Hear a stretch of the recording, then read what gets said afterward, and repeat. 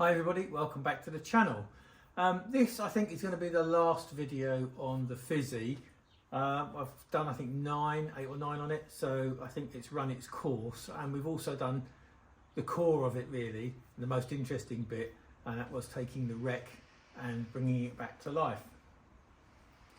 In this video we're going to quickly review what we've done and the changes, the little bit of work that I did last week, and some more work that I've done in terms of getting it ready for its control technique. I'm largely returning it to a standard as possible. Going to take it out on the road and then leave you with final thoughts and what I need to do next. Well, it's been almost 2 months to the day since this little red Fizzy was picked up and brought home. In that time, we've come an awful long way. If you remember, my original intention was basically to break it for parts. But having a look through the bits that I already had and looking at what this little bike needed, I felt sure that I could, in fact, put it back on the road. The back end was the worst, but fortunately I had a wheel and a matching swinging arm. The mudguard I had to get a pattern replacement for. There was no alternative really for that. And the standard exhaust was completely knackered. Handlebars were not in great shape, nor was the top yoke. The brake cylinder that I hoped to use was useless. Cleaned up the front brakes, cleaned the forks and put new stanchions in, and that served that problem. The tank, although cosmetically not very attractive, is solid and doesn't leak, which was a great relief. I hoped against hope that the seat could be saved, but it turned out to be in terrible condition underneath that leather cover, so I had to use a pattern one on it. And fortunately, the engine was really easy to recommission. So back up to date, and the most recent work. So chain and sprockets were changed. I found that this oil seal here on the drive shaft output was leaking, so I had to put a new oil seal in. Trying to stop the clutch from slipping has been an absolute nightmare. I've tried everything. We've got new friction plates, new clutch plates, new pressure plates, new clutch drive worm and a new cable, and it still slips. I really am beginning to wonder what I need to do to stop this from happening.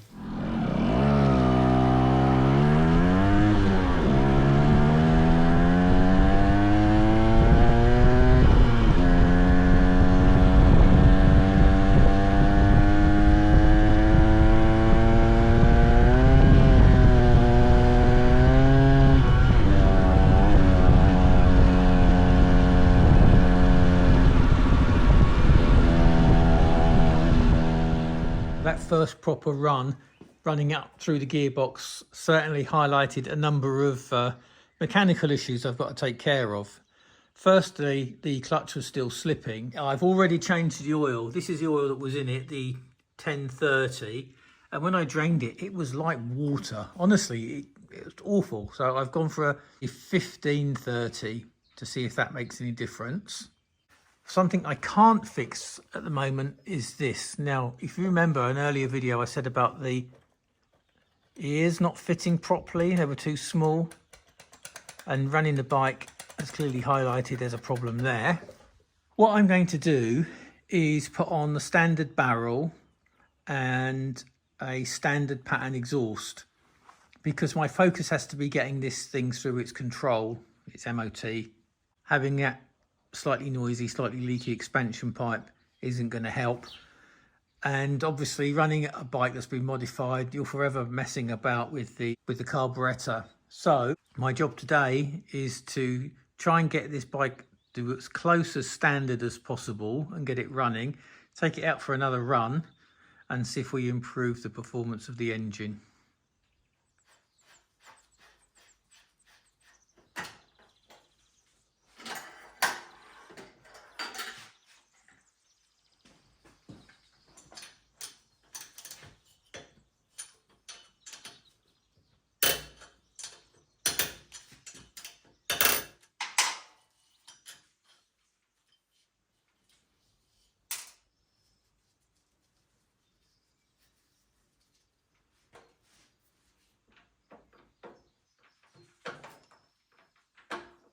This is a complete spare engine that I have.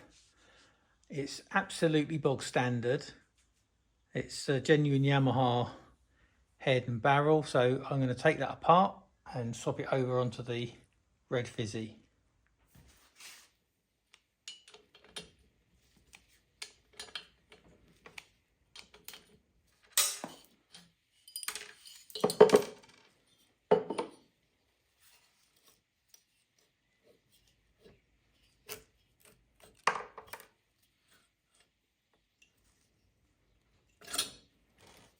Looks standard to me. Could do with a little bit of a decoke. Piston, again a little bit of blow by on the piston, but the rings, yeah, they all move nicely, just a little bit dirty. So it says F5B there and TUM 178. So I think that makes it standard.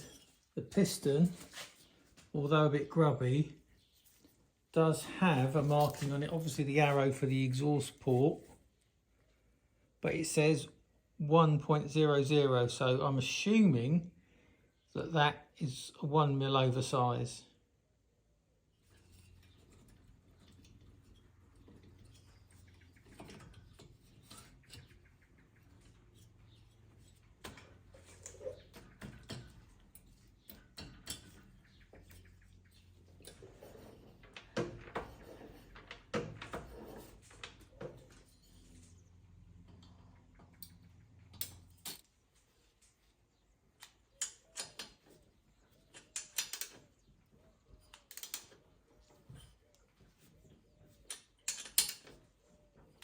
So far so good. I've got it on here hand tight, and I've got it on the swinging arm hand tight. So let's see if we can ratchet this up a little bit more.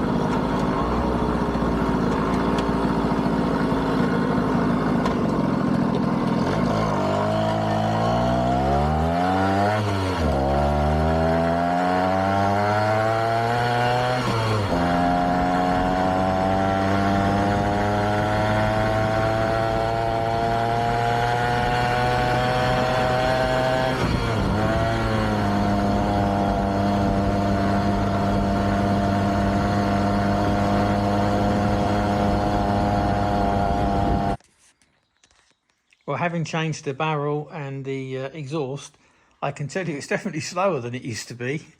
But, you know, you have to make these sacrifices in order to meet the rigours of the inspection, I suppose. There are a number of small mechanical things I need to sort out on the bike in terms of getting it ready for its control. We've still got a bit of clutch slip. That needs to be addressed. I need a cover for the carburettor. I don't have one of those.